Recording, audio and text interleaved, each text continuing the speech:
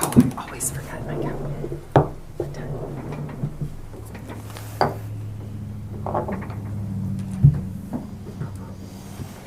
We are online, commissioners. Okay. I will call the Wednesday, what is the date? 14th, May 14th Commission meeting to order. Please stand for the Pledge of Allegiance.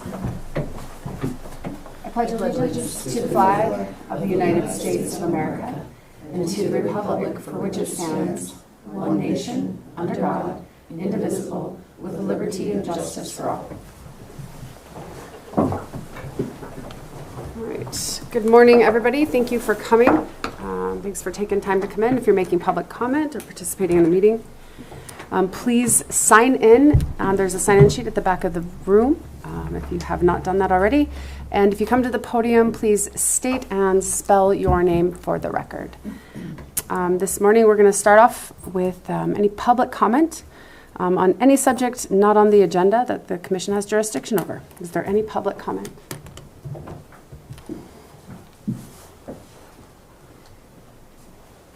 Madam Chair, members of the committee, my name is Angie Paulson, Paulsen, Broadwater County Clerk and Recorder and Elections Administrator.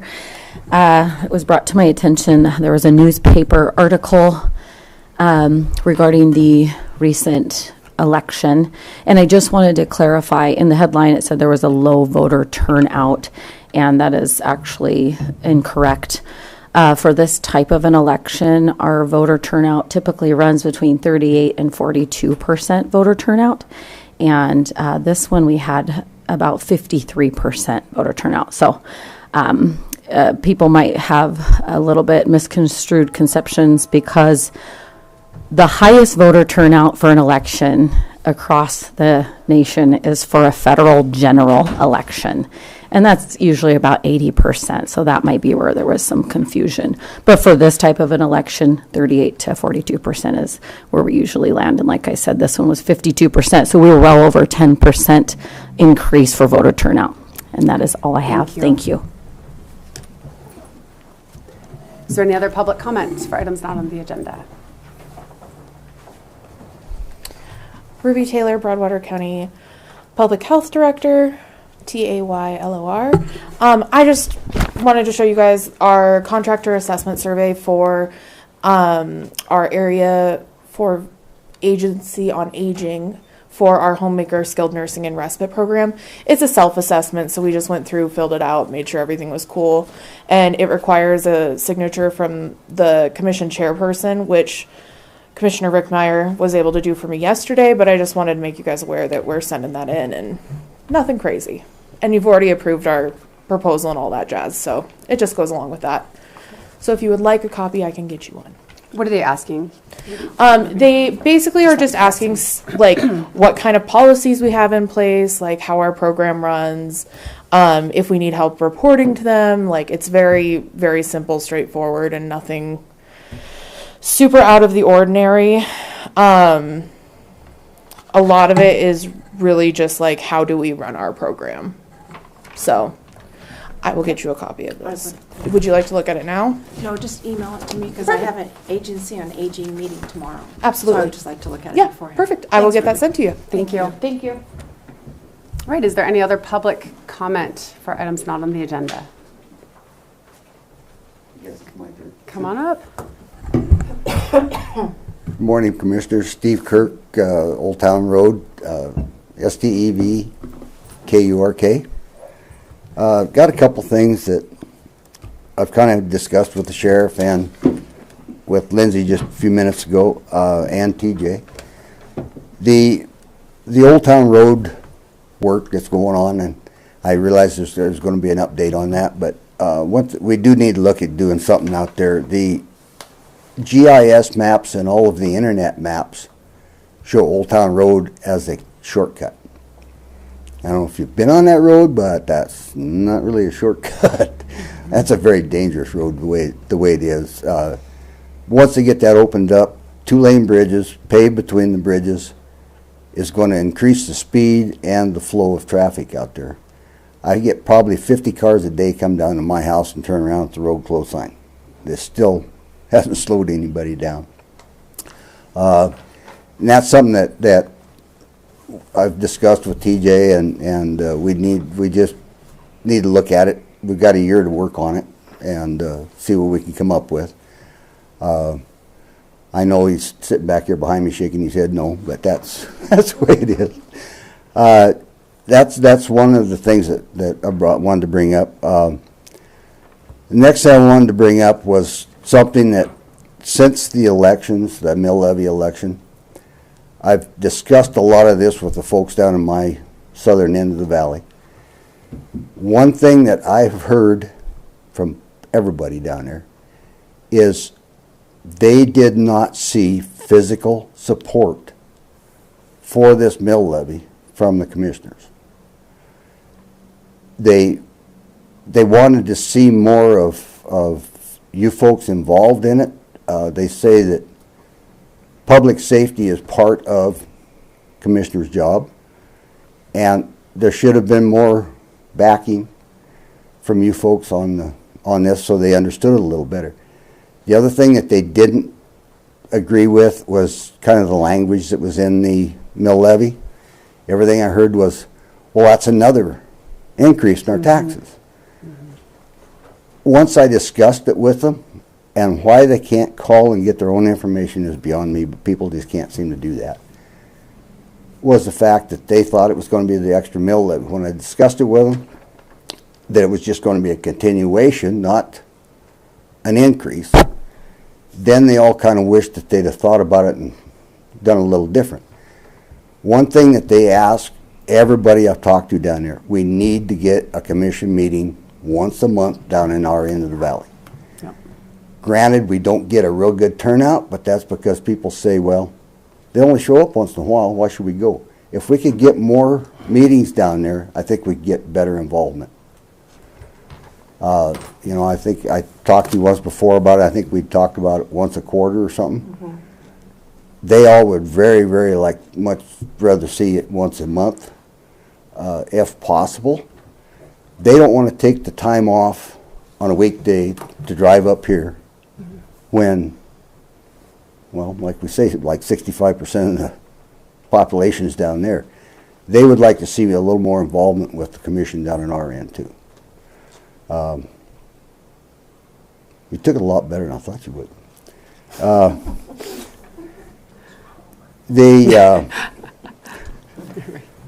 See, you don't have to haul me off. Let's see where I get to the other one here. And then the advertising of the meetings. I don't get the Voice. And of course, when the Journal comes out, it's once a month. Meetings are all over with. And I have a heck of a time trying to get on that Montana Govern website that we talked about. And a lot of people said they have a heck of a time getting on it. I just give up on it trying to get on it. I've been trying to do it 3 or 4 times. So. Are you talking about our new website? It's that Montana Govern. Yeah, MyGov. Text MyGov. Yeah. Text MyGov. Okay, I'm sorry. No, go ahead and explain. okay. Yeah. That's something Steve, different. finish saying Yeah. what you're saying, and then I'm going to address a couple of Right, the things you okay, that's- mentioned. So yeah. go ahead. Well, yeah, that was the biggest thing is we need to figure out some way to notify people down that area better, one way or the other. And I mean, like I said, the Journal's the only one that actually goes out to everybody. People have to buy the Voice, and they don't do that. You know, people they live there and they work elsewhere, so they're not going to have I don't know, Facebook, all that type of thing. Most of them say they don't look at that stuff. They don't see that. I've got your website myself on mine. I go back to the county website and I read the agendas every week, so I know what's going on. Yeah. Like I said, I was on vacation last week, so I didn't get a chance to look this week before I come up, stuck my nose into it. But that's the biggest things. I worked real hard trying to help the sheriff get that mill levy passed down there, and everybody I talked to agreed that after it was over with that it would have been a lot better if it had passed. But we definitely need to work on that a little more, get a little more, I think, commission support if we can. So. Okay, so I'm going to address a couple things just because I appreciate your public comment, and I do want to address a few things. I'm going to work backwards. First thing, Text MyGov. TextMyGov is something people can sign up for. You're not going to be able to find meeting information on their website. Right. Their website is basically for us using them. They need to text in, I think it's 98196. I don't know for sure. I have to look. It's right on Right. It's right on the front of our county website. I see that pop up. They just text BC Notify and they hit send to that number. And then it'll reply to them, and they have to opt in and say yes. And once they've opted in, anytime we send out a TextMyGov message, they will receive it. But it's not something they can go into and find messaging for. Does that make sense? Well, yeah, I'm not real technical. No, it's just, But I it's know a what you're text saying. I message know. system, yeah. And they just have to opt into it. So, Because I've gone on that little box that comes up when Uh-huh. I go to your website and punched into that, and trying to get in to do anything on it, I have a heck of a time with it. okay, I will So- take a look at it and see if we can make it easier in some way, or if we put a different one. We have different little notices we can use. But it's really as simple as texting to the number that they tell you, just BC Notify, and then boom, it comes back and you just say, yes, I want to opt in, and then you will be on the list. Okay. Send a text for dummies to me about how to do it, and I'll be all right. Yes, we'll get it figured out. Commission meetings in the South End. We were just talking about this last week because it's been a while since we've had it. I would agree with once a month. It's logistically what we have to do because of MCA. We have to have everything recorded. So we have to haul all the recording equipment and then pay people for after hours to do it. That's the tricky piece of it. So just finding an evening, finding the availability, at the livestock place, Yeah. which isn't too bad, but setting up all the recording stuff, and then we're paying, Ken and other people, Angie, everybody as well. We don't pay you. You just work for free. But pay, anybody else who's down there helping, our admin assistants that are helping run that Right. meeting. So I would love to hear some more ideas, but yes, I think we know that it's important to get the meetings down there. Madam Chair, Yes. comment? Please. on that? Please. Angie Paulson, Broward County Clerk and Recorder. You did mention something about there's 65% of the people down in that area. That is actually incorrect from my numbers. We have almost the same amount of population in the end towards East Helena. So this really is the central seat. So it does, I'm not saying that I definitely agree with you as well, but just for numbers sake and population and how many people we have in the county, we really have almost an equal amount up towards East Helena as we do in Three Forks area, just for information. Thank you. As far as the mill levy goes, we are obviously all very disappointed that it didn't pass. The commissioners have been 100% supportive of the sheriff's office in this. I would love to talk with you more and hear more about what you think we can do on our end to show more support for that. Basically, that was what people said was the physical support, where they actually are the seeing support. They didn't really see or hear from you folks about it. I know you always back it, Sure. because it's just part of the county. But they said they really didn't see you folks out helping push it. Is the way they put it to me. Okay, and there is a fine line there for us. Go ahead. I went to, I can't remember Nick's here, how many meetings he had. I missed one, maybe two. I went to the ones in Winston and here and down at Livestock. I think out of 6 meetings, I think I attended 4. Yeah. So I don't know, and I stayed longer and talked to people. Well, and of course that meeting down there that's the normal people that show up to meetings. Right. But what I hear is if we had the meetings more often down there, more people would show up. You mean I for the can't- mill levy, for the? That and any of Just the other meetings. general meetings. But that was the biggest thing, was they said that they didn't really feel that there was physical support from the commissioners, is what they tell me. How did they give you suggestions on how we can do that, show that? Other than just be there, I think, and that's, granted, if you were there, I remember the last time when Wynn tried to get it through, all the commissioners were there at the table, and he did his speech, and then you folks are actually involved in a question and answer at that point. 'Cause I remember Daryl down there doing part of that. Interesting. Okay. There really wasn't anybody at the table to take questions and answers. Maybe you were roaming around. I don't remember who all was there. I do remember there was a pretty good turnout. But I think the biggest thing is that they were upset about was just the fact that it sounded to them like it was going to be an extra tax put on them. And that was going to be my And- next comment, was that ballot Yeah. language it's very frustrating. Yeah.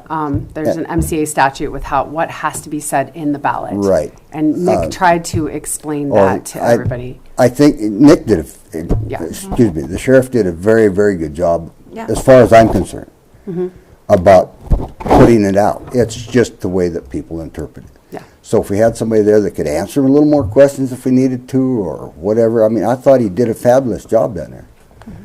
But I think next time around when we do something like this, I think we need to take some kind of if I have to, printed out brochure, and I'll go around and put it in people's mailboxes, which is against the law, but I would do it.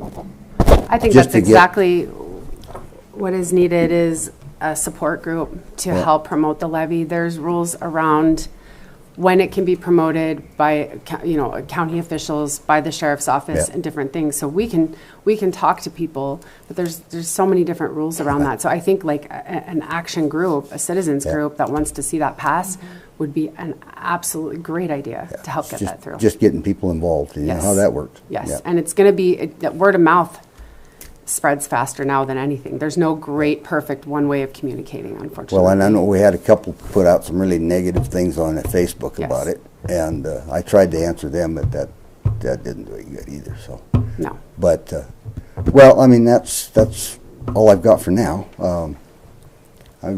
If you hear, because we struggled with this, as Commissioner Rickmeyer said, of notifying people. We do, if there's anything else in that area of the county that we're not using to get to the people, please let us know. Yeah, if I know, it's tough with It's people tough. nowadays and technology and people's lives and Yeah. stuff. They don't want to slow down and do a lot of this. I can understand the frustration, but I also know that this has got to be frustrating the sheriff's department immensely when they got to cut their budgets, all that. And we're not going to have law enforcement down there. You've got Bridger Brewing, you've got all that down there. We've got 3 Gallatin County Sheriff deputies now that live in Broadwater County, 2 over on the Price Road side and 1 down by me. That I grant you they work together, right. but they're not going to do anything over on our side if they can get away from it. So it's I feel bad, really bad. I've got to know a lot of the deputies down there. They've stopped and visit with me. Yeah, I mean, hopefully it doesn't come down and we got to take the law in our own hands. We don't want to ever do that, but Well, if you hear any ideas, we will take them up on how to communicate, how Yeah. to reach people. And we will have, I don't think we can do it once a month, but once a quarter, We'll have see- meetings yeah. down there. We'll see Okay, what we well, can. I mean, as often as we can. That's going to be Yeah. the big thing. Try to get. I think if we had the showing down there, people would back us a little more. We just got to work at it. So, okay. Fair. Thank you. Thank Yeah, you. absolutely. Appreciate Thanks, it. Steve. You bet. Thanks for coming in. Is there any other public comment for items not on the agenda? Anyone? Sheriff Rouser. Nick Rouser, Broadwater County Sheriff. I just want to follow up with kind of the mill levy failure. You guys obviously all know, but I want the public to be aware of the fallout of this. It's already started. I know it was just a week ago. However, Sergeant Cordova is out of the school as of Monday. We no longer have a presence there. We had that south end deputy position ready to go. We had somebody basically hired for it as long as this passed. It is now cut out of the budget, done. We have one other individual that's going to be retiring around August. We will not be filling that position. We have to revamp the way the jail is. The commission's helping with that. We are going to be overstaffed, or not overstaffed, over what our current population is, just to make up a portion of what we're missing. We're lost $1.2 million out of our budget, which is huge out of our budget. So then I have to take 4 to 5 deputies will be working down in the jail. So they will not be out patrolling. Obviously, our operation cost has been cut, and that means fuel. So we are not able to just go out and patrol around and be proactive. So to the people who made the comments in the public about wanting reactive policing, that's unfortunately what we're going to get, and good people who did support us, I thank you guys for it. But everyone in the county is going to suffer, unfortunately, the fallout of it.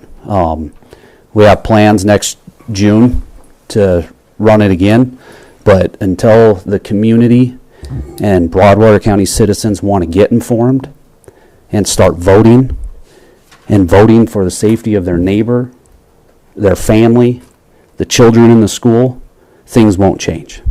So the community has got to rally behind what they want. I hear all the time about, the south end. I've had several people, and I know Angie just gave the numbers, but say they're the largest voting population in the county. Well, 471 people down there showed up to vote. That is disheartening for all the work we're trying to do down there. So right now, I don't know how to help people that don't want to be helped, but we are working on a plan to try to figure this out. It's just this next year is going to be a little grim on what we can do and what we can respond to. There's just, the more we sit down and think of the things we actually do around here and we're not going to be able to do, it's a little disheartening. I know a member of the community that everyone kind of knows, Roland, passed away, and they're doing something for him Saturday. They asked if I could shut the road down. I said no. Where normally I'd be all about it. I'd be sending guys down there or do it myself, but I can't. We don't have the staff, and I don't have the fuel to do it. So I guess anyone that is passionate about keeping an SRO in that school, they're going to have to rally behind us and not remain silent anymore. So they're going to have to start talking to their neighbors and explaining how important these things are over this next year. So next June we'll try it again and see how it goes. So thank you. Thanks. All right. First item, we'll start Broadwater County Clerk and Recorder, Elections Administrator, Angie Paulson. Recommendation of appointment of Broadwater County Officer to replace Commissioner Jesse Swenson for canvass of votes for Broadwater County Sheriff Public Safety Mill Levy election. That was a really long introduction. Good morning, Madam Chair Good morning. and Commissioner. My name is Angie Paulson, Broadwater County Clerk and Recorder, Election Administrator.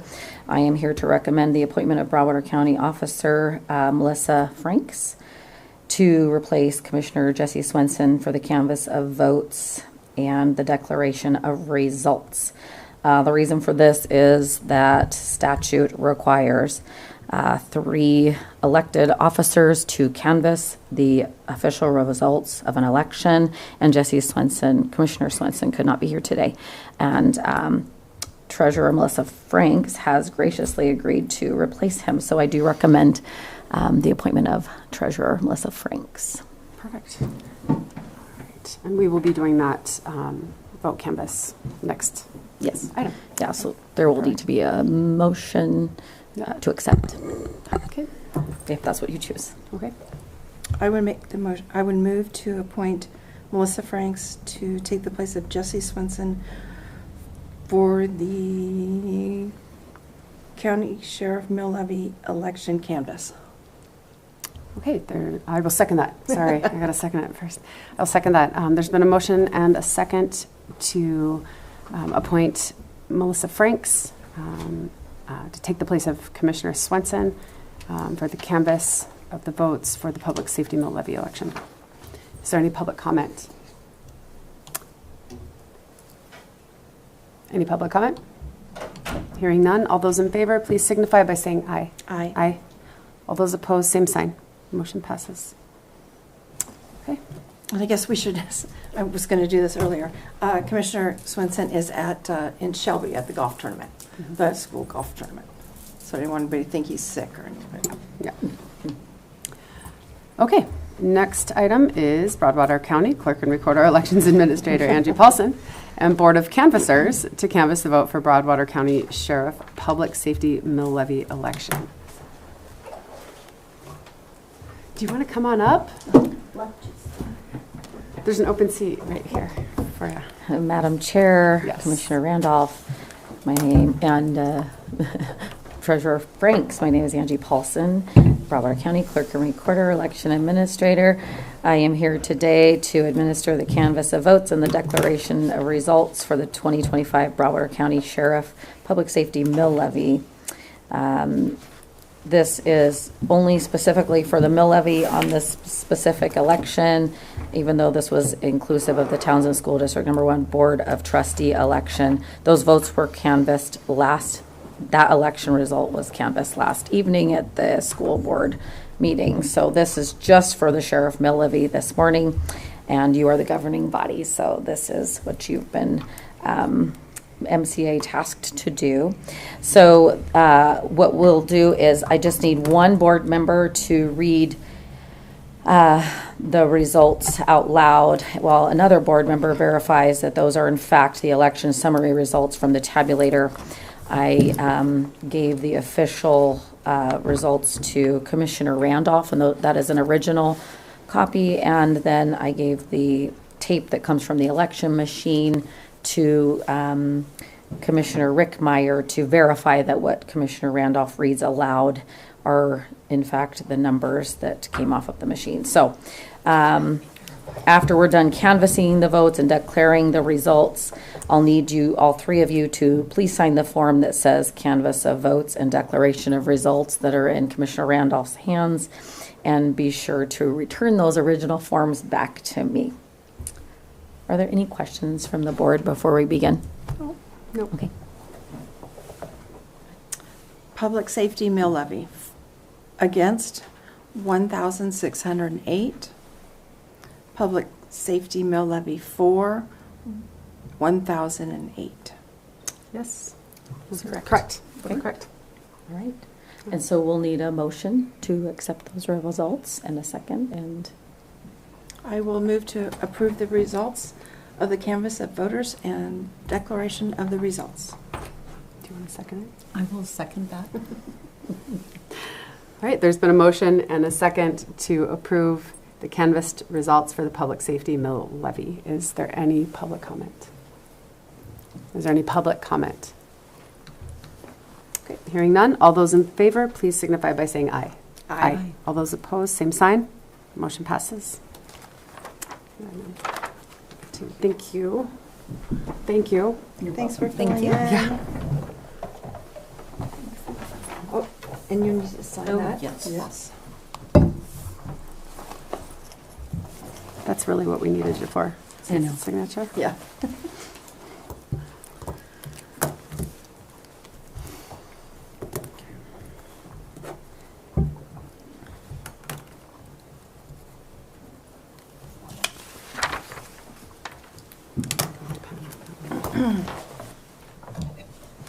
Thanks, Melissa. You bet.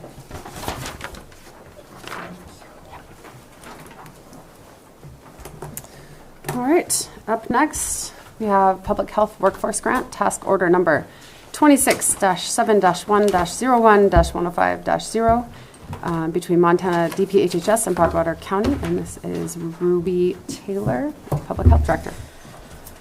Hi, Ruby Taylor, Director of Public Health. This is I call it our workforce retention grant. It funds 2 of my employees at a 0.5 FTE for a total of 1 FTE. It's for the amount of up to $53,000 for 12 months. So it's reimbursed via invoice, and so I send them an invoice every quarter for wages and benefits for those 2 employees. And they send me a check. It's pretty easy. All right. So 2 employees, up to 1 full-time FTE, and that's your two employees is your homemaker? No, my 2 employees is my nurse and my medical assistant. Okay. And so they are used to build capacity for the foundational public health services. And so essentially, like, they provide better access for our clients. With Jenna and Megan on staff, I have more time that people can get vaccinations, foot care, anything that we do, or questions answered, any sort of anything, with the two of them in the building, because I can be out of the building and we don't have to hold off that whole day and do nothing because I'm not there. Right. Because I have someone who can give injections, I have someone who can do foot care. So having both of them on staff has greatly increased like our accessibility for patients, which is great. And then they also just help me with whatever I tell them to help me with. So also very helpful. Perfect. Do you have a lot of patients, and this is just for information, do you have a lot of patients that's scheduled to come in to see you guys for specific treatments within your scope, I guess? Or is it We mostly do vaccines? injections pretty much every day. So like flu, Tdap, regular childhood immunes, that sort of stuff. And then we have had quite the influx of local residents who are seeing the allergist either in Helena or in Bozeman wanting to get their allergy shots through us. And so they come, we give them the injection, and then they have to be monitored for 30 minutes to make sure that they don't have an allergic reaction. So those take quite a bit of time, but we have probably 8 people doing that with us, and it's very regularly. In the build-up phase, it's one to 2 times every week, and then once you get to maintenance, you come in once a month and get your dose. So those people come and see us quite regularly. Okay. We have a lot of foot care people who see us at least once a month.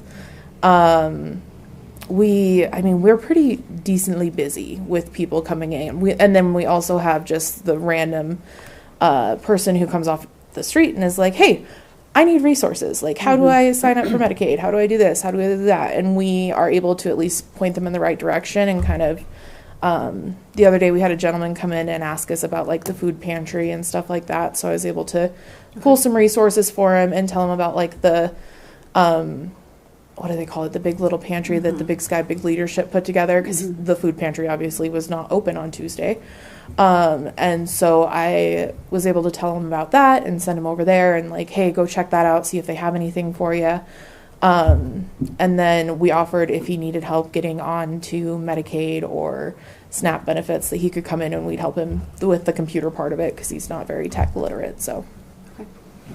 Okay, and then homemaker program, I know this isn't directly for that, but is your homemaker program full? Are you? Yes, we had one client pass away, so we could potentially sneak someone in, but we are like riding a thin line of over budget this year, so we've kept that position open just yet, like that one slot that we have open just yet. But if someone came in and really needed us, we could probably finagle some stuff. Okay. It just is tight. And they can contact you at Public Health to Yes. get more information? Yep. Okay. We've had like 6 people come and inquire about spots prior to that patient passing away. So there's been interest. We just have given them names of other programs like independent home health and that sort of stuff to see if they can be of help when we are not able to. Okay. Thank you. Yeah. All right. I didn't have any questions on this task order. I don't It's pretty either. standard. Okay. Is there a motion? I would move to approve the task order number 26071011050 between Montana DPHHS and Broadwater County for the sum of $53,000. Okay. I will second that. There's been a motion and a second to approve task order number 26-07-1-01-105-0 between the Montana DPHHS and Broadwater County and for up to $53,000. Is there any public comment? Any public comment? Hearing none, all those in favor, please signify by saying aye. Aye. All those opposed, same sign. Motion passes. Perfect. Thank you so much for your time. And I have the DocuSign Yes. sitting in my inbox, so I will Perfect. get that. All right, let me know if you have any issues with it. Okay, thank you, ma'am. All right, Thanks, Ruby. right. Oh, I do have this. Oh my gosh. Okay.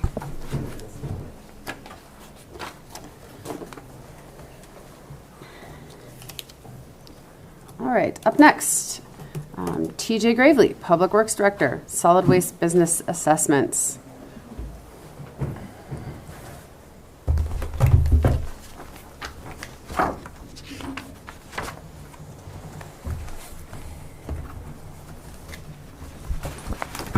Good morning, Commissioners. TJ Gravely, Public Works Director, GRAVELEY.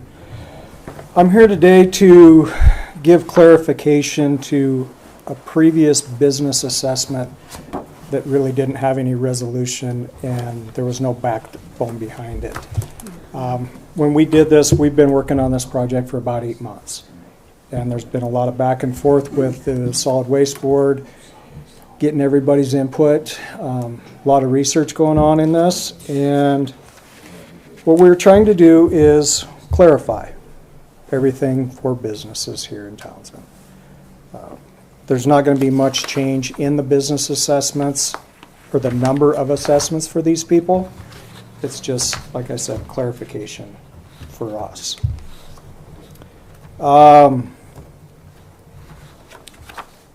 As we pointed out, we're going to have a discussion today. We're going to have a discussion tomorrow, or the 21st, and then a discussion decision on the 28th.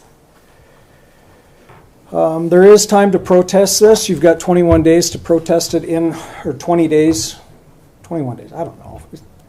I can't remember. That's in the 2023. Actually, in the MCA 2007, you can protest, but it has to be in writing in the Public Works office prior to the decision. One of the main things we want to do with this is to make it fair. And if we can make this fair, we will not have to raise the assessment, hopefully. Right now, we don't anticipate raising the assessment. I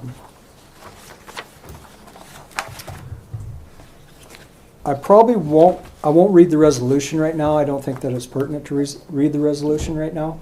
Okay. But what I will do is I will go through the assessment fee schedule. I think it's fair we could read the resolution next week. Would you like the resolution read? If you want it read today, I'll read it. I think that's, Yeah, I think the assessment schedule is more important today than the resolution, yeah.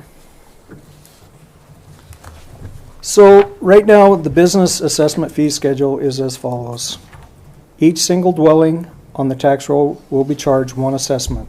Each house, cabin, apartment, condominium unit, rental unit, mobile home, summer home, vacation home, and any structure deemed habitable is considered a dwelling unit. Each business will be charged a minimum of 2 assessments. A business is defined as an organization or enterprise engaged in commercial, industrial, or professional activities regardless of the number of lots or parcels of land. A building serving both residents and a business will be charged a minimum of 2 that is generating at least 20% more waste than the average family residential unit in the district that do not contain home-based businesses. A business with a bar and restaurant on the same parcel will be charged a minimum of 8 assessments.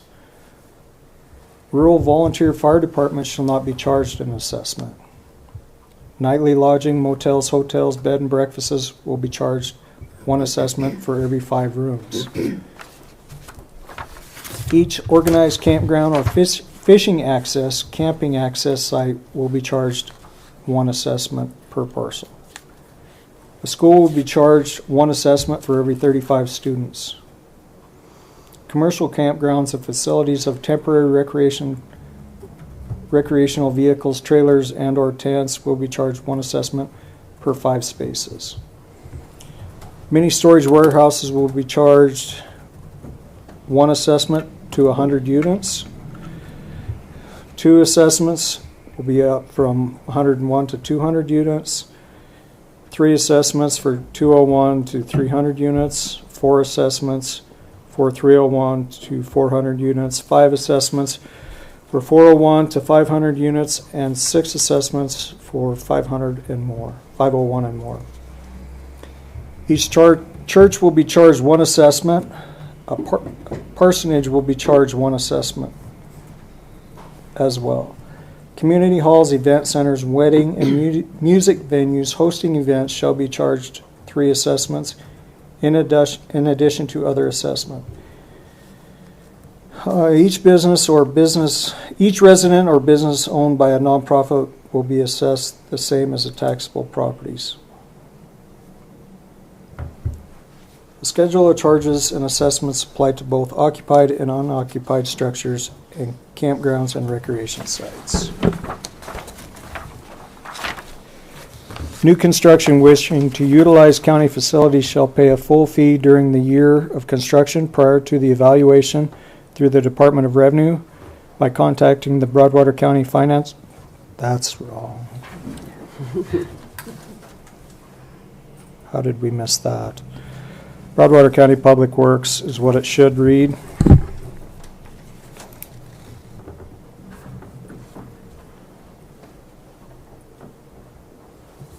Sorry about that. A full fee will be prorated at 1/2 fee if the request is 6 months prior to the next scheduled tax assessment. And the fee is added to the following year ahead of the Department of Revenue evaluation. Veterans who are 100% disabled will receive a solid waste decal free of charge upon verification. Hospitals will be assessed 10 assessments for the first 20 beds and 1 assessment for every 5 beds thereafter.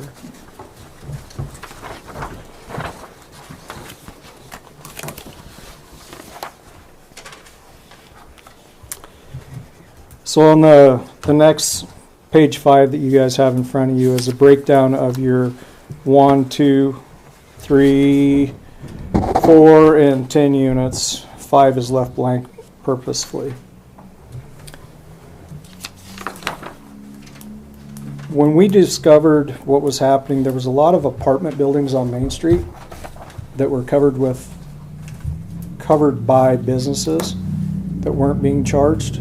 And when we discovered this, the city kind of jumped on board and says, oh, hey, we're missing out on this too.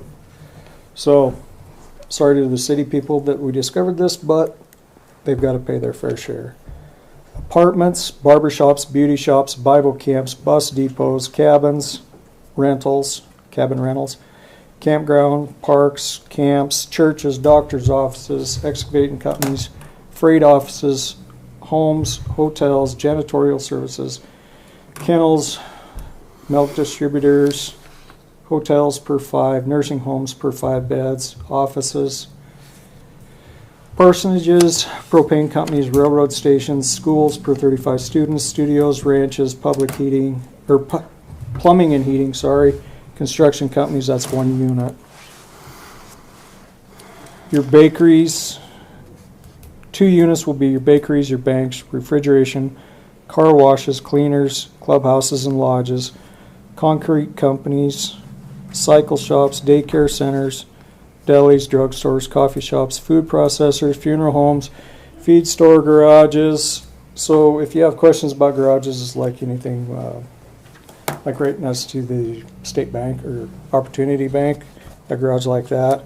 Glass shop, laundromats, liquor stores, greenhouses, machine and welding shops, repair shops, retail shops, taxidermists, and trailer sales will have 2. 3 units will be brewery and distilleries, body shops, community halls, clubs, gas stations, meat markets, tire shops, and veterinarians. That's your 3. 4 units will be restaurants and cafes, bars, sheriff's office. 5, there's nothing. 10 units is grocery store, hospital, or 10 plus units, post office, and industrial facilities.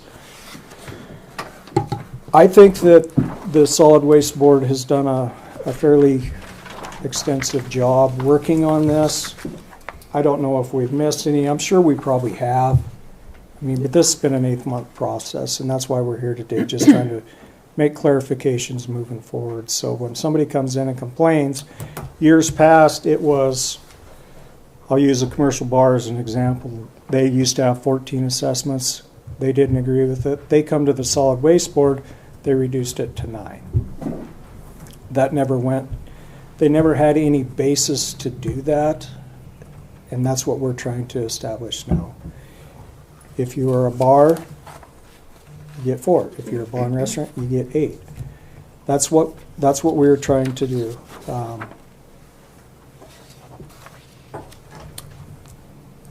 I think. Do you guys have any questions moving forward? I don't.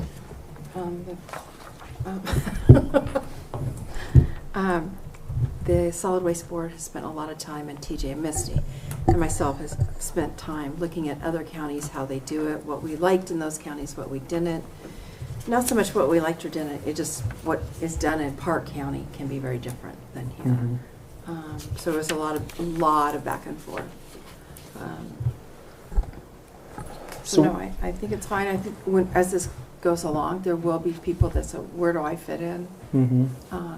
And we will have to make amendments. And So like Commissioner Randolph said, that there was a lot of information, and when we did this, we tried to use like-sized counties around us. You can't use one of the big 7. People that don't have landfills, people that are set up just like us. That is the reason for the lengthiness of this, I guess, is because we were trying to get everything captured for our county.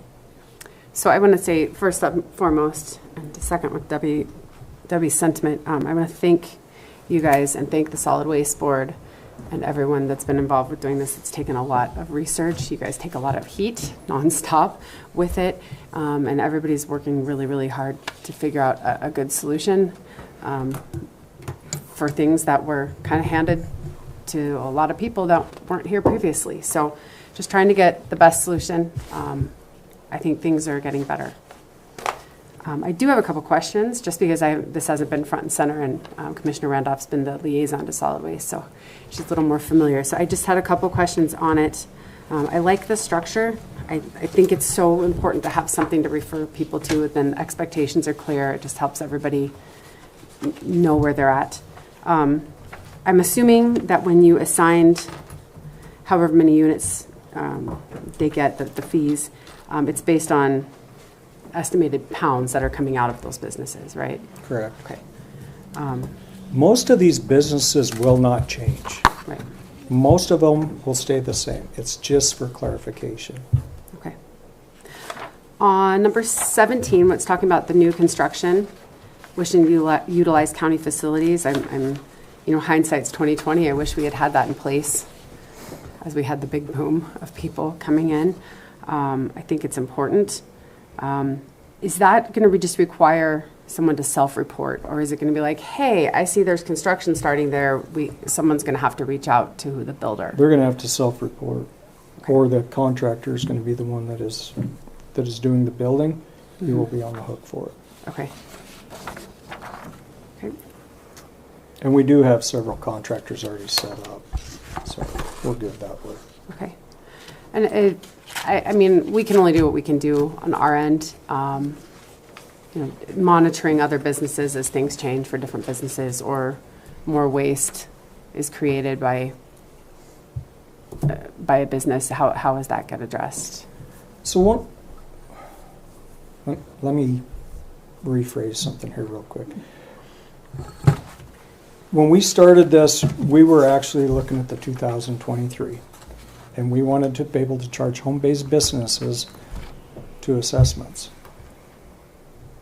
After doing some research, we found out we could not do that because we are under the 2007 MCA code, which has caused a lot of confusion with myself, Misty, Commissioner Randolph, and Commissioner Folkford at the time, where we cannot assess anybody that has a home-based business unless there's 20% more, right? Mm-hmm. That's where your taxidermist shops and things like that. Yeah, my brother will be affected by this. He will have to pay another one. Do they feel it's fair? Yeah, they probably should, I believe. to answer your question, Lindsay, I really actually don't know what you were just asking. I think I was just saying, how do we know if business, how do you charge more or less to a business that's So changing? It's just based on what we're seeing volume coming in. Okay. And it's really on, so if there is a home-based business and they go out of business or they discontinue their business, they need to let you guys They know, need to hey, I don't have my self-report. business anymore. We're not gonna change that. It's no Right. different. Then I'll use Commissioner Swenson's not here, okay? I'll use him. He was a perfect example, sorry. But he had a trailer house that was being assessed, that wasn't being used, that was more for storage. Mm-hmm. We have no idea. I'm not gonna go to, what is there, 6,000 homes or something like that in Broadwater County? Right. They have to self-report. What I did in that instance, I forgave everything moving forward and sent an email off to Melissa Franks saying, hey, please remove this from the solid waste assessment tax rolls because this is no longer habitable. That's how that will work. So we just need just nice, thoughtful communication from people when their situations change. Okay, perfect. Those were all the questions I had. TJ, I do have one question on, and I know we've gone over this so many times, but on the first page, number 14, this is the one that's hung us up a lot. Community halls, event centers. You say on here 3 assessments. Then when you turn the page, it's under the 2 assessments for clubhouses and lodges.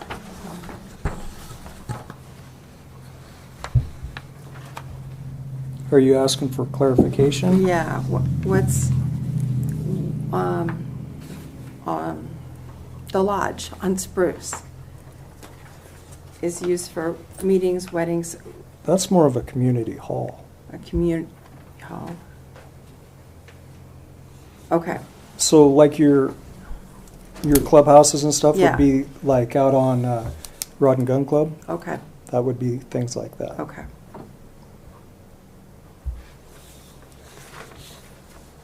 The golf course? Okay.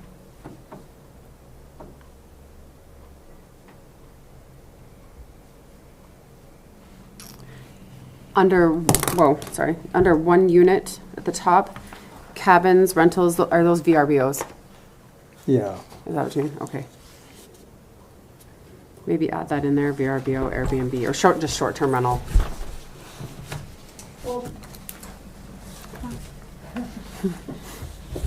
Misty Mazzolo, Assistant Public Works Director, MASOLO.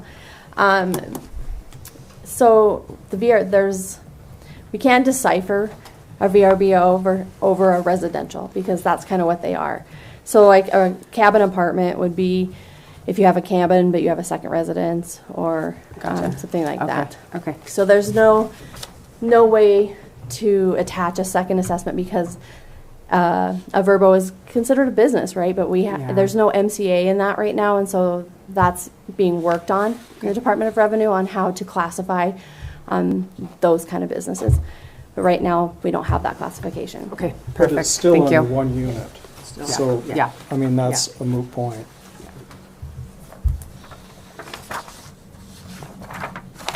No, I think this looks good, and we'll talk about it again next week. Yeah. And we will work on getting this information out to the public to get their feedback. So I think next week I'll read you the whole resolution. We'll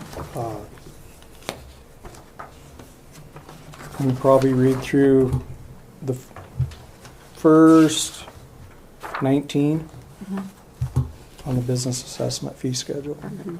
Do you guys have any other questions? I did not have any other questions. What's the meeting, what's next week's meeting date? 21st. 21st, thank you. I did have a question. It was just that one. Thank you, TJ. Thank you, Misty. Thank you, Solid Waste Board.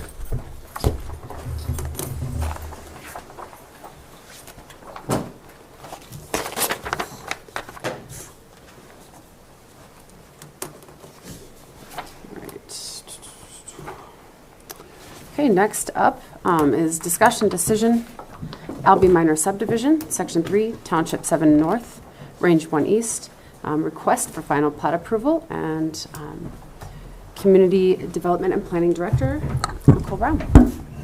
Good morning, Commissioners. Nicole Brown, Broadwater County Community Development Director, here to present the Albee Minor Subdivision for consideration for final plat approval. This subdivision was given preliminary approval, by the governing body on February 14th of 2024.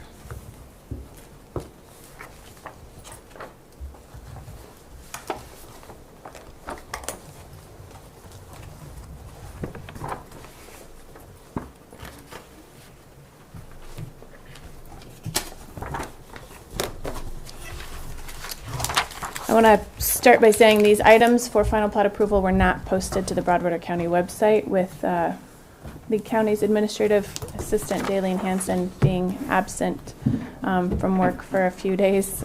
We realized how much we really need her. We knew we needed her before she left. Right. But anyway, and thank you so much, Abra, for filling in and doing what you can. All of that to say, I do not know how to post items to the website, so this was not posted to the We website. did get them posted this morning. They were? Yes. Fabulous. Thank you. Yes, we got it. We got it figured out. Happy accident. Yes. Ken. Ken. Thank you, So Ken. thank you to Berg, Mr. Berg. Thank you. So I was going to say these items were posted to a shared file that I have with the commissioners. You were able to view these documents.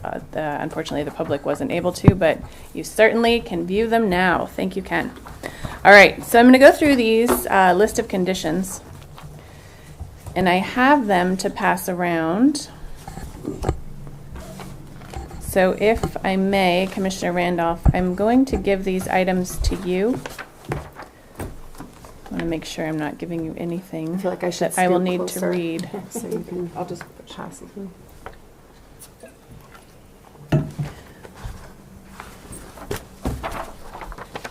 I'm going to give you up to item 7 because condition number 8, there's actually a document in here that I need to read, and then I'll pass it off to you. So they're paper clipped with the condition perfect on the top. All right, if you are ready for me to begin, I'm going to read the list of conditions and allow you time to review the any supporting documents that satisfy that condition. So condition number 1, any and all adopted state and county requirements and standards which apply to this proposed subdivision must be met unless otherwise waived for cause by the governing body. No tangible item here, that's simply putting the developer on notice.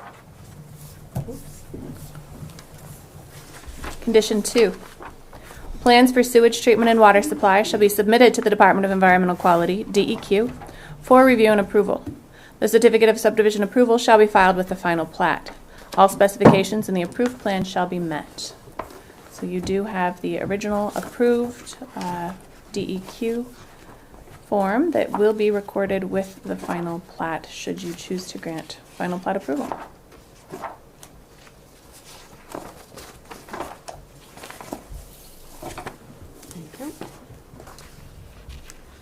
And condition 3 and 4 are in the same bundle because they're very similar conditions. And I'm going to pause for a bit longer on this one to allow you time to review them both, even though I know you've seen these documents already. Condition number 3, a preliminary engineering report, a PER, must be prepared and certified by an engineer licensed in the state of Montana to provide an estimated cost of improvements necessary to make Foster Drive meet or exceed Broadwater County road standards from the southwest corner of the proposed subdivision north to the intersection with Antelope Road. So this preliminary engineering report does have information on that. The preliminary engineering report is from, I can't remember the name now. It says on the cover of the document. Anyway, traffic impact study, Abilene. Abilene Traffic Services. Abilene Traffic Services performed the traffic impact study, and the engineer, Mr. Wilson, signed off on the PER. So I'm going to read condition 4, and then this is where I'll pause to allow you time to review, since the documents reflect both of these two conditions. So condition 4 states a preliminary engineering report, a PER, must be prepared and certified by an engineer licensed in the state of Montana to provide an estimated cost of improvements necessary to make Antelope Road meet or exceed Broadwater County road standards from the intersection with Foster Drive east to the intersection with US Highway 284. So the most important page of that report from Mr. Bob Ablin is the very last page, not the last page in the stack of documents, but the last page in the traffic report where he gives his summary.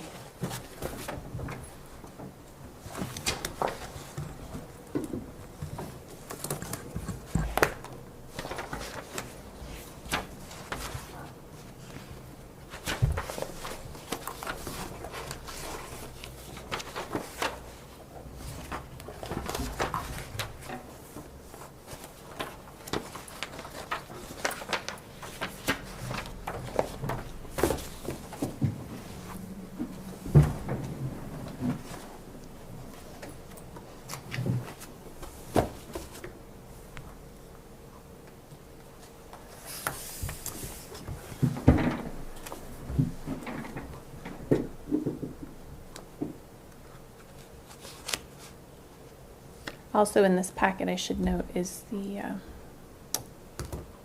estimate for improvements to Foster Drive and Antelope Road. I believe it's $5,975.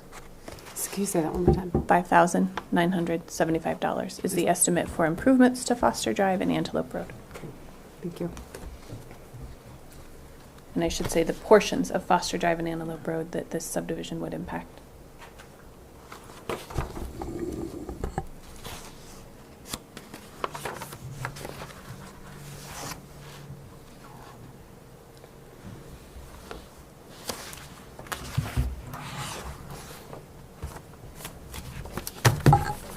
Moving on to condition 5. In cooperation with Broadwater County, the applicant shall create or expand an existing rural improvement district for the maintenance, preservation, and repair of the subdivision road, or establish a property owners association or a road user agreement which provides for the maintenance of Foster Drive. And by subdivision road, this condition is referring to Foster Drive. There are no roads within this subdivision, within the Albee Minor subdivision. Foster Drive is a subdivision road. It is not a county road. But it is not a subdivision road being created by this subdivision. So what you have there in front of you is the road maintenance agreement for Foster Drive.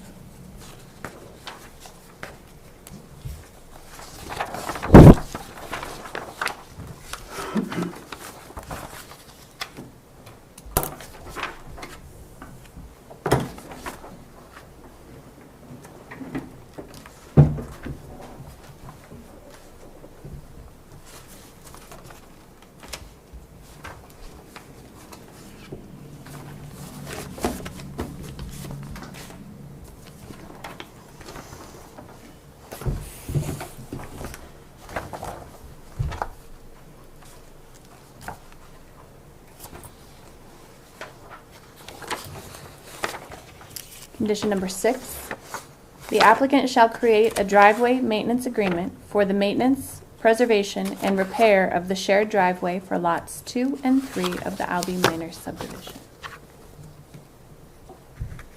So this shared driveway for lots 2 and 3 is a 30-foot access easement that begins at Foster Drive and travels east to the westernmost line of Tract 2.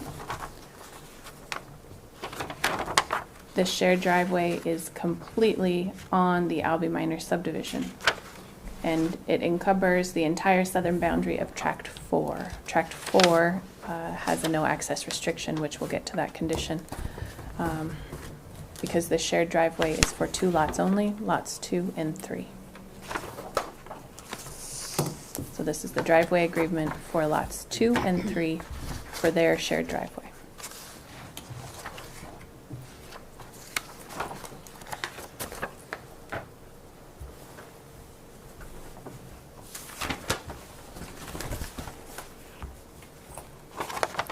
Condition number 7, the applicant shall create and execute a grant of shared driveway access easement, which shall be signed and notarized by all landowners adjacent to the 60-foot wide access easement along the north boundary of the proposed Albee Minor subdivision.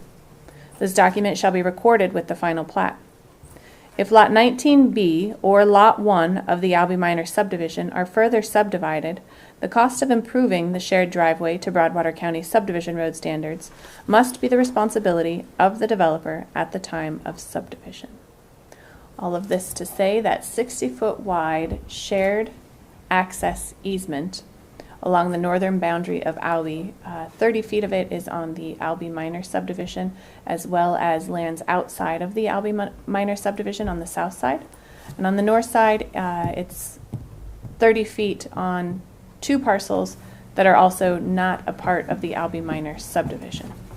So this condition was written to say and be very clear that this shared access easement can be used by, I believe it's Lot 1 of the Albee Minor subdivision as a driveway, but should further subdivision occur, that driveway or that access easement, which will be used as a driveway, will then need to be constructed to Broadwater County subdivision road standards. And that is whether it's them dividing that lot in the Albee Minor or whether Foster divides, correct? It doesn't matter who. Madam Chair, that is correct. And so the document that you have is a signed agreement by Mr. and Mrs. Foster. They are the owners of the 2 lots north of this subdivision, and so they are encumbered by 30 feet of this easement, and signed by Mr. Upton as well, who is the current owner of these parcels. So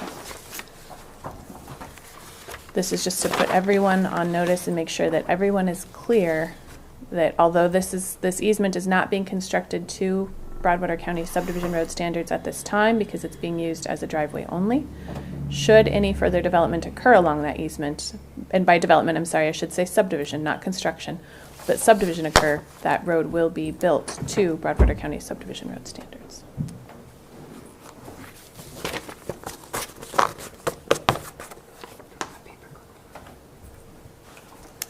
Condition number 8, you don't have this condition because there's a document in here I need to read, and then I'll pass it over to you, Commissioner Randall.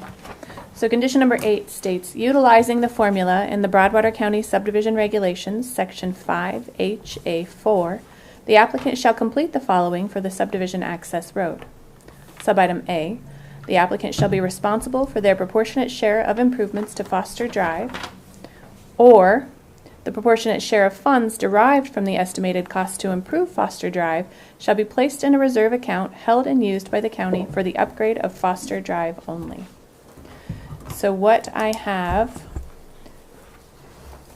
and I'll be passing it around and give you time to review it, is a very well outlined statement from the developer's representative, Ms. Bernadette Swenson, stating, and this is reflecting back to condition number 3 and 4, if you can take yourself back there to that condition with the estimate. The cost estimate for improving the road was $5,975.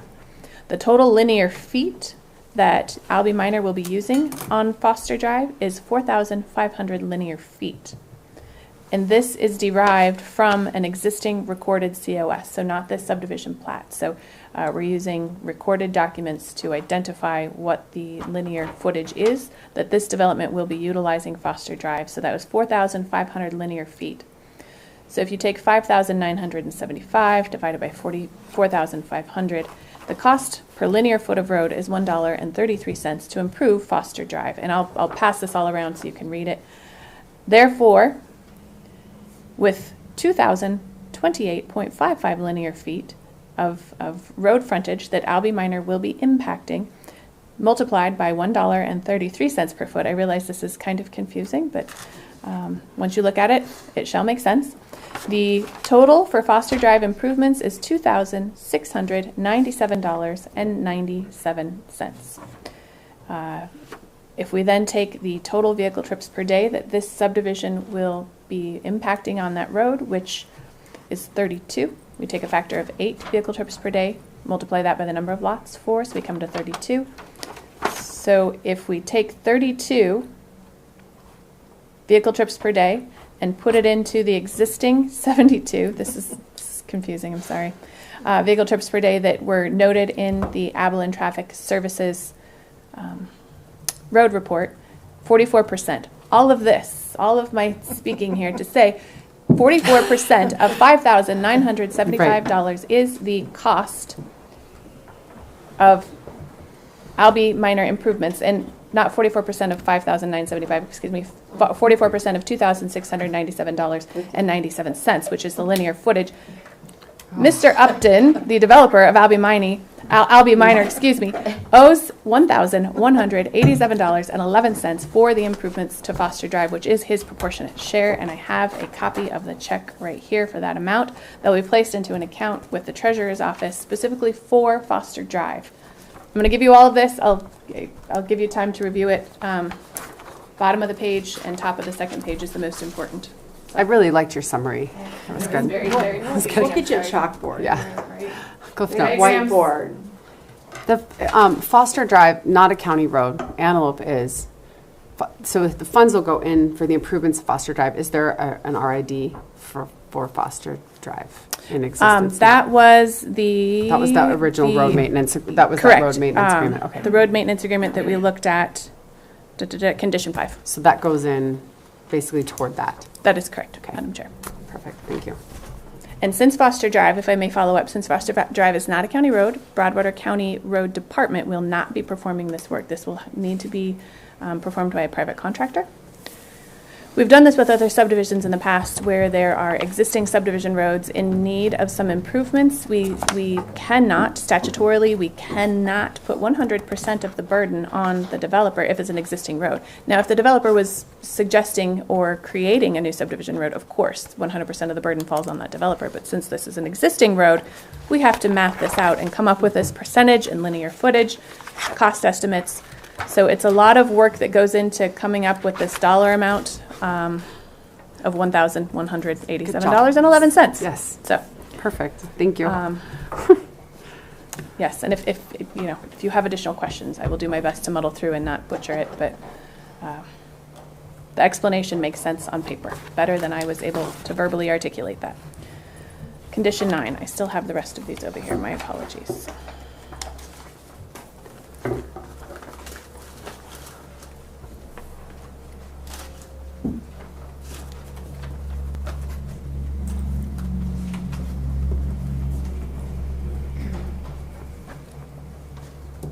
Condition 9.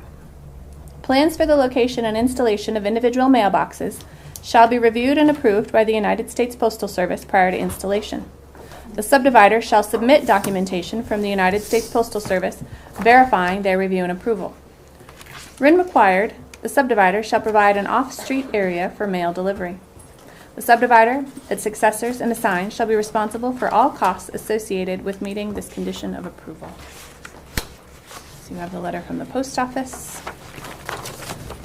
The bank of mailboxes is on Antelope Road, and I believe they would like to keep it there. Condition number 10. Prior to submitting the final subdivision plat application, the applicant shall complete a fire protection plan for the purpose of furthering fire protection. The fire protection plan shall be created with concurrence by the Broadwater County Rural Fire District. So you have a signed and approved fire plan.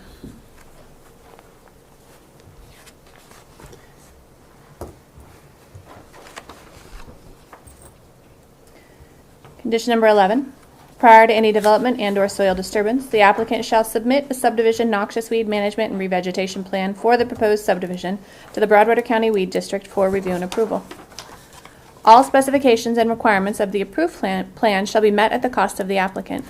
The applicant shall submit documentation to the Broadwater County Community Development Department from the Weed District verifying their review and approval. So you have a signed and approved Broadwater County Noxious Weed Management Plan that will be recorded with the final plat. I see the signatures from Jessica Bushnell and from, but I don't see signatures from the weed board at the time. I believe that front page for the signatures, is that weed board or is that commissioners? I think historically that was commissioners. The first one is who was the weed board chair at the time. and then commissioners. Oh, okay. So that front page was for the adoption of the weed management plan, that of not specifically that weed management plan, but the actual blank document itself when they decided to adopt Okay. this I'm- form for weed management plan. Does that make Yes. sense? So, I have seen those without those signatures on the Oh. cover before. That really is. It probably should have had the signatures of the commissioners and the weed board president at the time, but that was for the adoption of the actual form. Form. Does that make sense, what Yes, I'm saying? it Not does. the actual weed plan. Yep. And it does have Jessica's, Bushnell's at, Signature. Signature. And for the weed. weed board. chair, I believe Todd Kiddo was the chair at the time that this plan was adopted. So his signature should be in the packet also, but towards the back.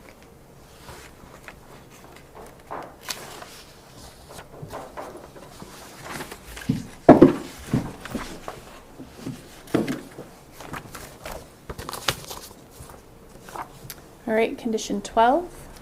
The final plat shall be prepared in accordance with the applicable state survey requirements, Montana Subdivision and Plating Act survey requirements, and the county subdivision regulations.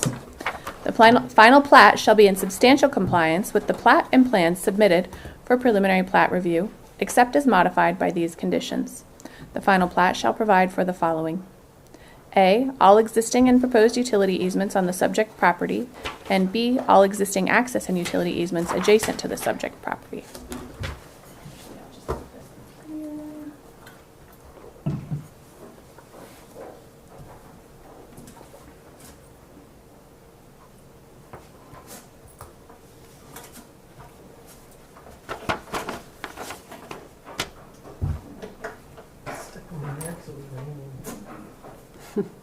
Commissioners, I have the final plat stuck in this too. Oh, no, I got it. I just had to go the other way. And I will not have you sign these here. I will have you sign them in your office, where it's much easier to take a look at the documents. So you can see it better.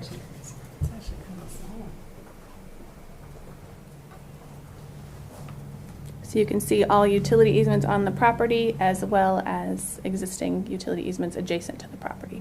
Specifically, that northerly easement. All right, condition number 13. The book and page reference to the restrictive covenants filed with the county clerk and recorder shall be indicated on the face of the final plat. In addition, the foregoing restrictive covenant shall be placed upon the property and shall provide for the following. A, notice is hereby given that all lots shall be used for residential purposes only per the subdivision application. B, notice is hereby given that each owner of any lot, by acceptance of a deed, therefore, whether or not it shall be so expressed in such deed, waives the right to protest joining or the amendment of a rural improvements district for the installation, maintenance, preservation, and repair of the following: roads that provide access to the subdivision, stormwater improvements for the subdivision, fire protection improvements for the subdivision. C, notice is hereby given that each lot shall be maintained in a weed-free manner, and a noxious weed and revegetation plan has been prepared for the subdivision and is on file with the Broadwater County Clerk and Recorder's Office. D, notice is hereby given of the potential health risk from radon concentrations, and that such risk can be evaluated through soil tests and mitigated through radon abatement techniques incorporated into structures. E, notice is hereby given that all structures within the subdivision should be constructed to specifications which meet or exceed equivalent provisions in the applicable state building code for this seismic zone, which is Zone 3. F, notice is hereby given of a restrictive covenant binding the landowner, any heirs, successors, and assigns, and all future owners of property within the subdivision, agreeing therein to hold Broadwater County harmless and indemnify Broadwater County from all claims, demands, obligations, suits, causes of action, damages, and liability, including the county's costs and attorney's fees arising in any manner whatsoever out of or relating to the existence, use, operation, repair, and or maintenance of the following.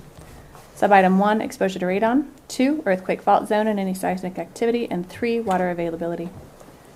G, notice is hereby given of the presence of agricultural operations in the vicinity, and such operations may occur at varying times and seasons and include, but are not limited to, the noises and odors due to the operation of machinery, pasturing and feeding of livestock, irrigation, and the application of fertilizers, herbicides, and pesticides to fields. A, notice is hereby given that domestic pets should be restrained on the property at all times. Condition number 14.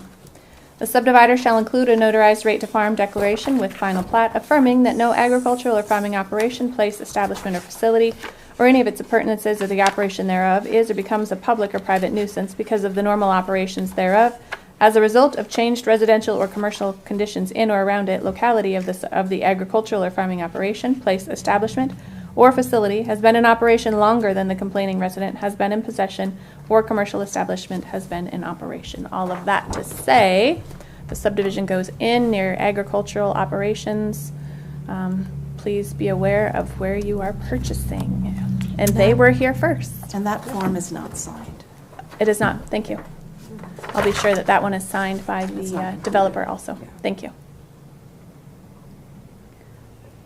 Number 15, prior to submitting the final plat, the following improvements shall be installed or otherwise guaranteed. A, any necessary improvements required by the stormwater drainage plan, weed management plan, fire protection plan, or approach permits. B, installation of mail delivery facilities. And C, utilities abutting and available to each lot. So you have there were no additional improvements by the stormwater drainage plan, weed management plan, fire protection plan, nor approach permits. Installation of mail delivery facilities, the bank of mailboxes is already established, so future lot owners will simply, if they want door-to-door mail delivery, have to place their mailboxes at that bank. And C is what you have in front of you, utilities abutting and available to each lot. While utilities are not in, they have been paid for and are on the schedule. So the developer is at the mercy of Northwestern Energy, which I believe is set to happen very, very soon. In fact, I think it was supposed to be this week, but with this weather, may have been pushed out a week or two. But they have been paid for and they is on the schedule. 16, a no access restriction shall be shown on the final plat from Lot 4 onto the 30-foot wide driveway access and utility easement along the southern boundary of the property, and from Lot 18A on the 30-foot wide shared driveway access and utility easement along the northern boundary. You can see that on your final plat there. And the final condition, number 17, prior to final plat approval, the applicant shall A, provide proof that all real property taxes and special assessments assessed and levied on the property are paid for the current tax year, including any past delinquencies. And B, provide documentation showing that the applicant is the lawful owner of the property with the apparent authority to subdivide the same and showing the names of lien holders or claimants of record. And that concludes the list of conditions for the Albee Minor subdivision.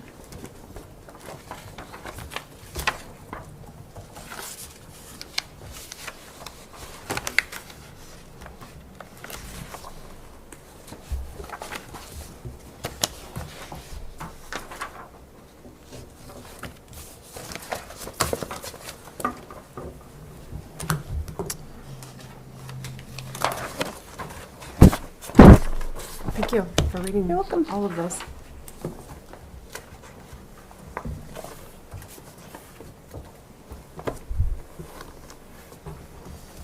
Commissioner Randolph, did you have any questions, thoughts, suggestions, complaints? No, okay. No, Anything? I'm No. happy to see everything got done and Yeah, moving forward. as am I. I didn't have any questions for this.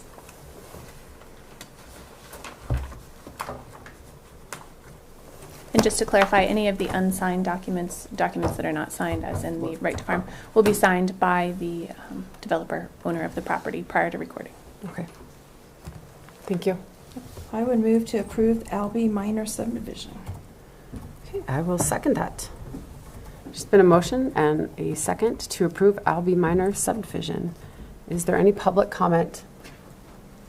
Any public comment? I do have one question. You may have said it in your readings there. How many lots exactly are there? Madam Chair, may I respond? Yes, please. So I guess I should Yep. ask. It's okay. That's all right. Formalities. Sheriff Rouser, there are 4 lots Okay. being added to this parcel. It's currently a 20-acre parcel. There'll be 4 lots. Okay. So I just got one comment. I kind of talked to you guys about this. It's not a personal thing against anyone. It's just with obviously losing $1.2 million out of my budget. The more subdivisions means more people, and more people I got to try to keep safe. And unfortunately, it's going to be a tough task right now with what we have to keep the people who are currently here safe. So I guess just kind of keep that in your mind and consideration. So thank you. Thank you.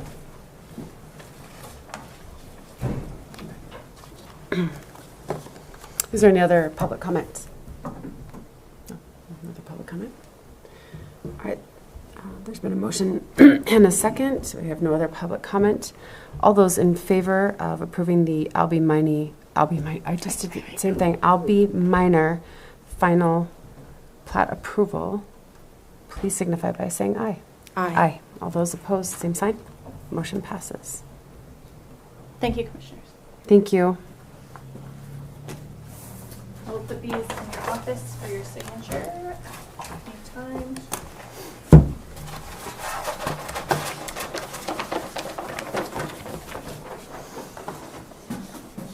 With the special pen. With a special pen, that's right, that's why you're not doing it here. Also because I failed to grab said special. That's okay. That's okay. Thank you. All right, last item, we have discussion decision on the COLA for county employees. We're all in order. All right. Debbie, are you here just for support or questions? Okay. I won't even ask you to come up right now. Thank you. All right, Commissioner Randolph. We have talked, we have crunched numbers, we have crunched more numbers. Calculator. Yeah, calculators, Excel sheets. We have looked at a lot of things, a lot of formulas. We know what we have for projected, well, it's not even projected because we know what the mills were this past September. So we know what we have for our revenue next year. It really doesn't matter what we do. We're going to go over that for anything wage at this point.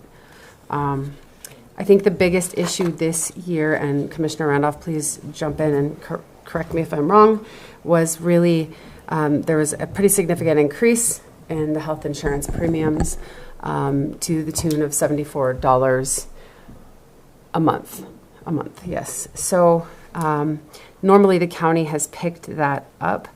So really the big issue was, do we give a COLA at a certain amount, which the compensation board had recommended 3.5% COLA. If we were to do that, the county employees would need to pick up their own health insurance.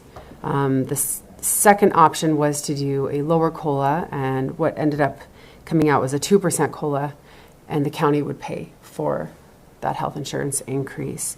A lot of discussion. When you crunch the numbers out, which if someone wants to sit down with me, I will happily go through all these numbers. We have crunched them every which way.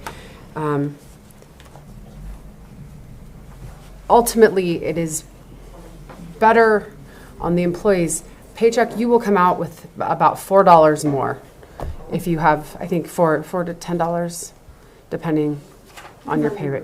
Yeah. With the 3.5% increase just in your pocket. With the 2% COLA, you still get an increase, but you will have your health insurance covered and not have to worry about paying that out of pocket. It really becomes 6 of one, half dozen of the other. We're talking about pennies either way. I think the gesture of the county covering, and it's all taxpayer money anyway you look at it, but I think the gesture of the county covering the health insurance increase was significant in my opinion. That increase is a total of about $60,384 for the 68 employees using that health insurance. Again, it's a pretty minimal difference when you look at the difference between the 3.5% and the 2.0%, just with what you put in your pocket taking home. But you have your health insurance covered. And then I also think the 2%, I'm sorry, I have 2.0 written down here, 2% has a little bit less impact on some of our larger departments as far as budgeting goes for personnel. So my personal choice would be for the 2% increase and the county to cover the health insurance increase. But definitely happy to discuss.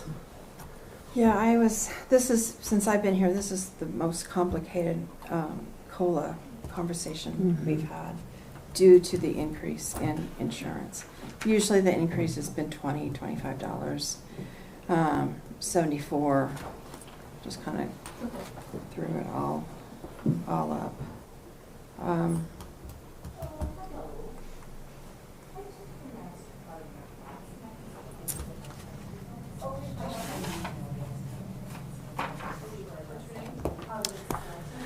Yeah, and I think as we crunch numbers, it was kind of, it really isn't that big of a difference. But Either way. Either way, it really isn't. And I think having that health insurance covered is helpful for people. And I do think it, from a personnel cost budgeting standpoint for the different departments, I think this is a better way to go.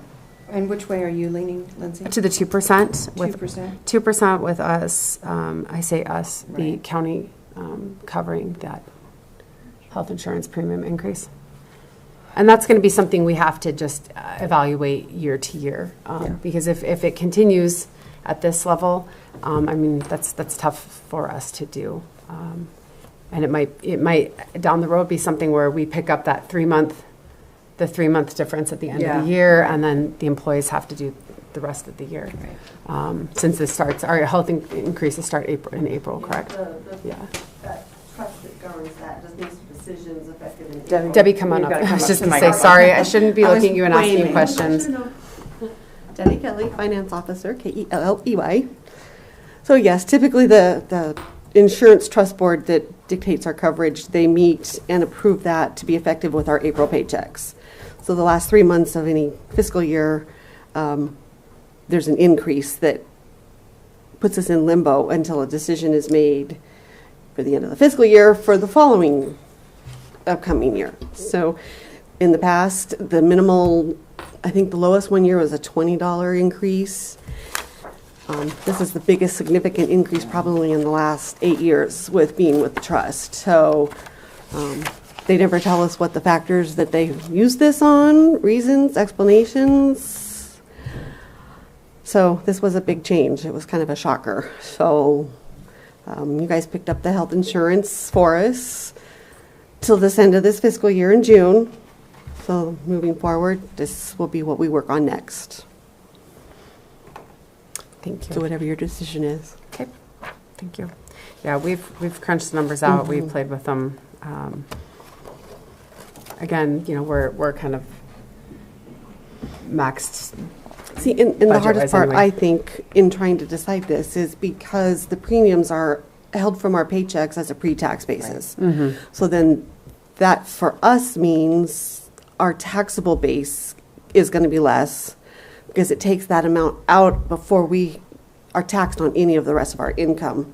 So then, depending on where you're at in the tax bracket, you could see more or a little less on your paychecks. It's just hard to know because everybody's tax situation is different. Exactly. And that's what makes it hard, is to balance those two out. Typically in the past, you guys picking the $25 has always been great because then we see more on our checks. So this year was kind of a teeter-totter scale. So it's been tough. I think we knew last year that this was going to be a tighter year once we had the values in September Yeah. of what what the mills were going to be, and we do our budgeting based on those values that we receive in September. So really, our budget's done. We get the new year's values, and we'll use those for Yeah. the upcoming year as opposed to changing our current budget. And, So- and it's been a hard year too because legislature's looking at the taxes, property taxes anyway. So that's put us up in even more arms, not knowing how that's going to go, whether we're going to get more or less, keep it the same. We just don't know. And the housing industry slowed down just a little bit, and it's going to be just a status quo year maybe. businesses, industry would be helpful in our county. So. I know there's stuff in the works, Yep. but that's also a slow, not guaranteed process. All right. Well, thank you. Appreciate it. With all these numbers, and I have changed my mind and gone back and forth, I'm sure you have too, and perhaps Commissioner Swenson has too. I was thinking 3%.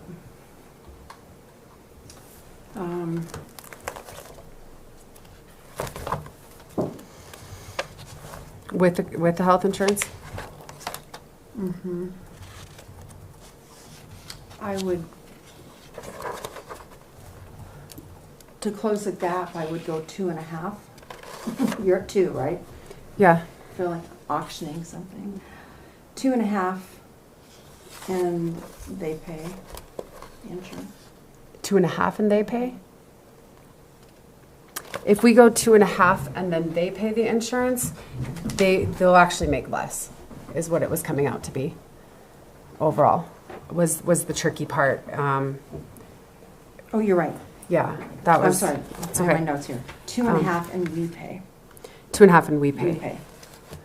Yeah. I got too many notes. I mean, it's all right. I know we've gone through this. Yeah, 2.5 and we pay. Yeah, my idea was 3. It's just It's anything such a little difference. it's little difference, but anything we do, it's Yeah. just coming out of our cash balance Right. is where it's coming from. Right. So we've already surpassed what we have in revenue for next year, unfortunately. And I realize that's a greater conversation and frustration of where does it all go? But that's another conversation. But I mean, we're pulling from cash balance to do it. So obviously we want to minimize that hit because cash balance doesn't stick around forever. And we have obviously some other financial hurdles that we are going to be facing right now. So I would be good with a 2.5. With the 2.5. Yeah. Yeah. I mean, it's so It's so. minor. It's just not that much money every time we do the math. Yeah. Is that Yeah. all it is? But you know, the more you increase from the COLA side, the higher the Right. COLA becomes. It's more coming from cash balance, and then it's also more on those departments that are having to budget for personnel too, which is really tricky. Any way you skin it, it's coming out of taxpayer. You know, it's coming out of what we get and how we budget. So, and then cash balance. So. Yeah, I would be fine with 2.5 and then us pick up the health insurance for the year. That was what did I say, that's 60,000? Yeah.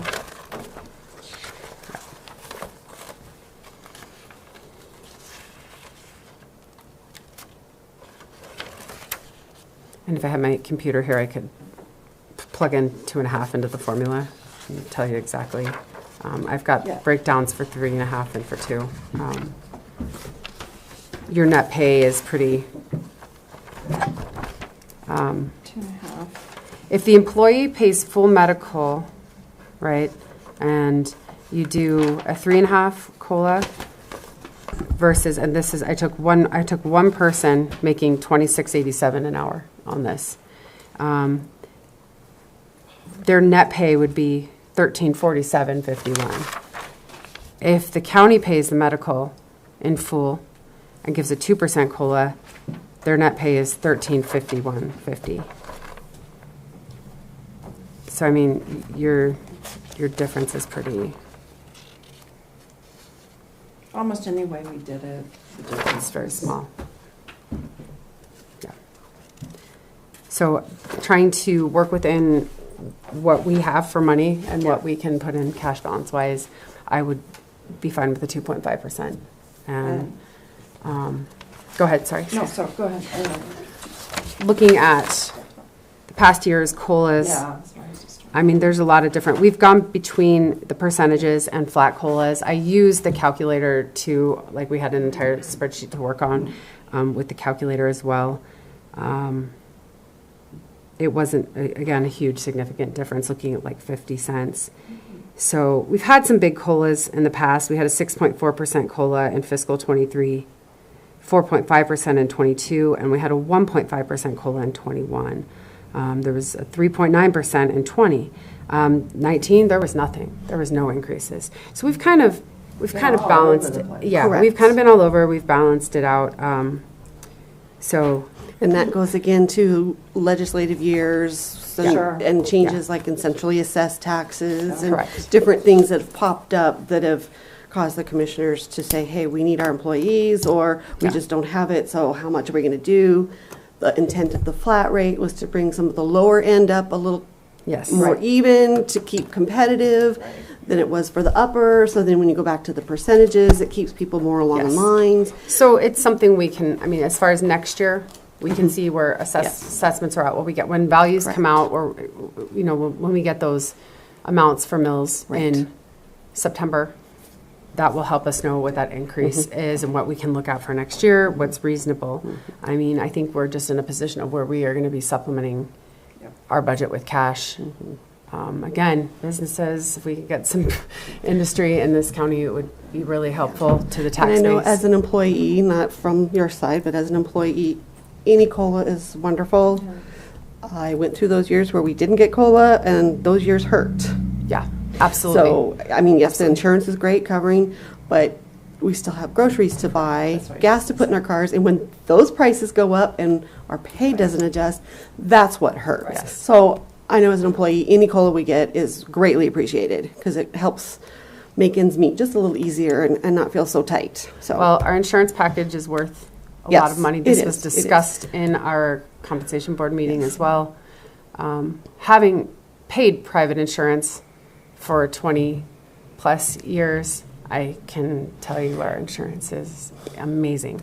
Yeah. And that alone is worth a lot. It is. And you're not going to see that in a private company. I also have done some research on what other counties are paying, and I think we're right on course. So again, if we have, pray for businesses, pray for things that come in that add to our tax base, Yes. that don't create more demand on services. Correct. And that will help immensely. So, yeah, being the chair of the insurance review committee for many years, we had a lot of outside companies come and buying for our contract and see who could offer the best. And one of the last few years they quit coming, I challenged them to come up with the same benefits and same costs we have now with the Teamsters Union insurance. If they could come up with that, we would consider them. And after getting all our demographic information to run through their programs, they said, we can't do it. You have a platinum plan. We can't compete with that. And they've not come back. So that's a lot right there. yeah, it's a lot. And I think And- retention of employees is so critical.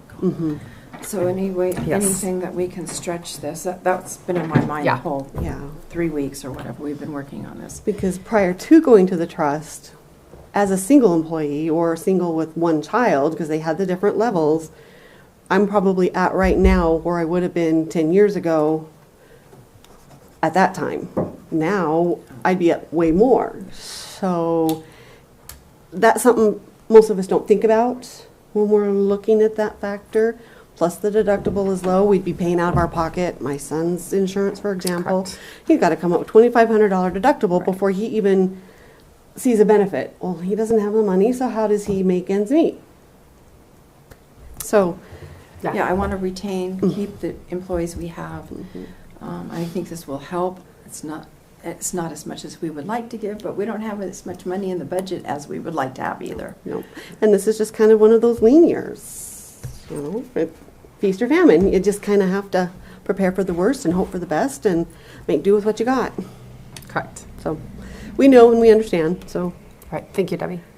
Thank you. All right. Yeah, you're fine. Commissioner Randolph, are you feeling comfortable about the 2.5? Okay, and us covering the health insurance increase? Okay. I think that's the very best we can do right now. Okay, I would agree. Would you like to make a motion?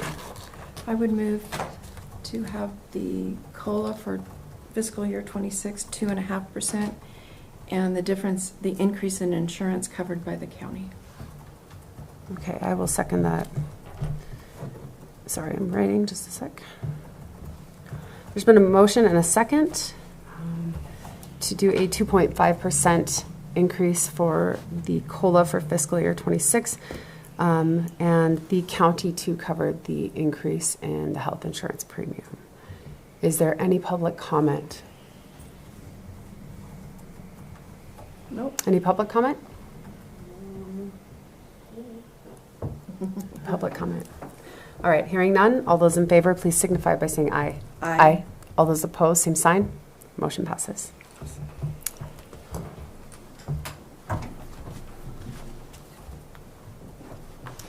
Thank you, Commissioners. Thank you Thank for your you. help. Thank Thanks you for coming over. Yeah, and for Appreciate all your crunching work. numbers with me and running scenarios with me. Thank I've been you. kind of on pins and needles, anxious to see what we're going to do. There we go. Now I got work to do. No, you got Now I work got to work do. to That's do. exactly right. More work, yeah, but yeah, no, All right. a good change. Thank you. All right. Guess what I found in my pile with my papers? What's that? The bylaws. Oh, okay. But do you have yours? You probably have yours. You're probably all ready No. to go. You don't? Okay. We'll wait. Sorry. I had them in with my other documents. Okay, we'll wait for 5:21. Yes. Okay. First thing we have for consent agenda are minutes from May 7th.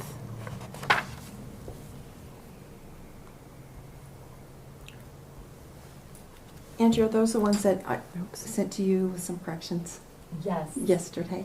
Okay, thank you. Yes. I would move to approve the minutes from May 7th. I'll second that. There's been a motion and a second to approve minutes from May 7th. Is there any public comment? Nope. Hearing none. All those in favor, please signify by saying aye. Aye. All those opposed, same sign. Motion passes.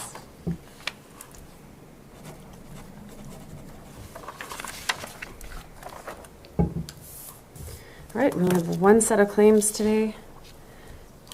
Let's see. Set of claims is for $21,931.30. I would move to approve the claims in the amount of $21,931.30. All right, I will second that. There's been a motion and a second to approve claims for $21,931.30. Is there any public comment? Is there any public comment? Hearing none. All those in favor, please signify by saying aye. Aye. All those opposed, same sign. Motion passes. And I do have one more thing. I should have said it during public comment. The airport resurfacing project was supposed to start Monday, the 19th. It has been delayed till June 2nd. A subcontractor's schedule would not allow. So it's a construction project. That happens. Thank you. I had something I was going to say, and it has since completely flown my mind, so that's all right. There's nothing else? Any other public comment? I don't have anything. Okay. All right, we will adjourn.